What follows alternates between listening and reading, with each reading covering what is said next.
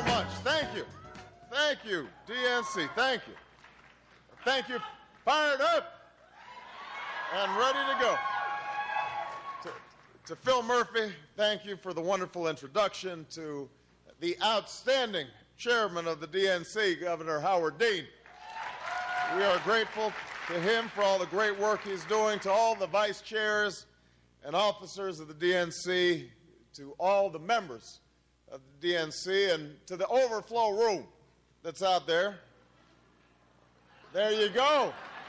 That's right. Thank you. Thank you. Thank you. They're still happy about it.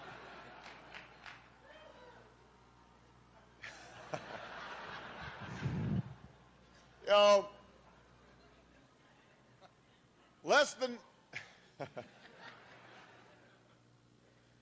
a year from now, all of you are going to be going into the voting booth, and you will select the next president of the United States. Now, here's the good news. The name George W. Bush will not be on the ballot.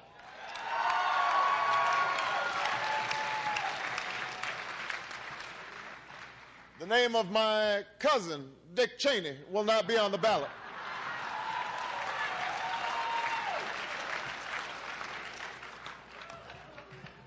We had been trying to hide that for a long time. Everybody's got a crazy uncle somewhere.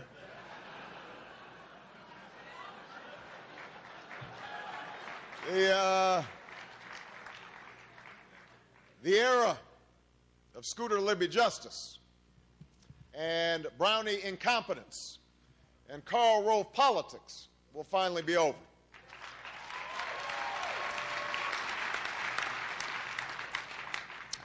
But the question you're going to have to ask yourselves when you vote this year and next is this: what's next for America?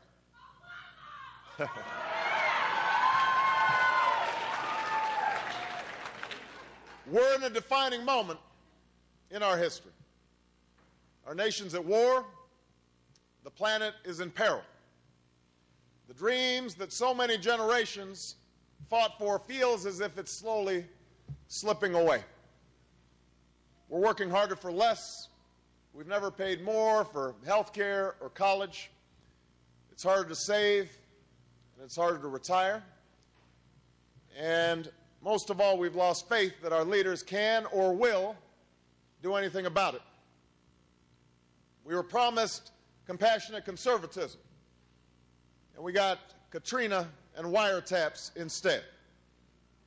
We were promised a uniter and got a president who could not even lead the half of the country that voted for him.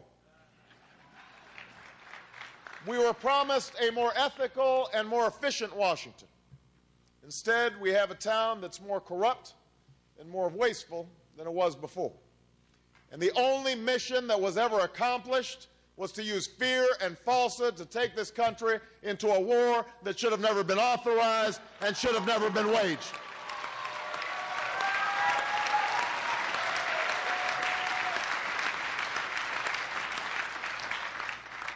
It's because of these failures that America is listening intently to what we say here today.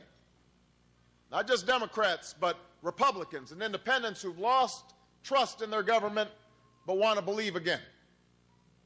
And it's because of these failures that we not only have a moment of great challenge, but also a moment of great opportunity.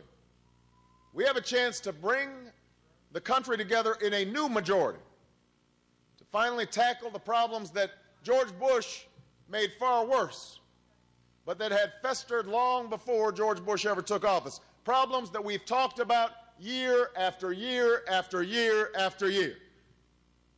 That's why the same old Washington textbook campaigns just won't do in this election. An electoral strategy that starts out leaving half the country behind just won't do.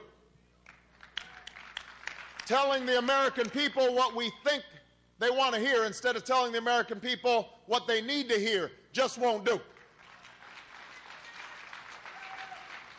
triangulating and poll-driven positions because we're worried about what Mitt or what Rudy might say about us just won't do. If we are serious, really serious about winning this election, Democrats, we can't live in fear of losing it.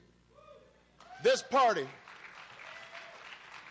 the party of Jefferson and Jackson, of Roosevelt and Kennedy, has always made the biggest difference in the lives of the American people when we led not by polls but by principles, not by calculation but by conviction.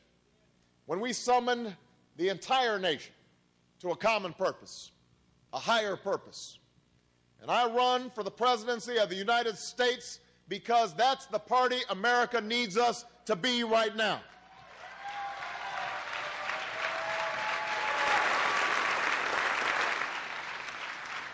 A party that doesn't just offer change as a slogan, but real, meaningful change. Change that America can believe in.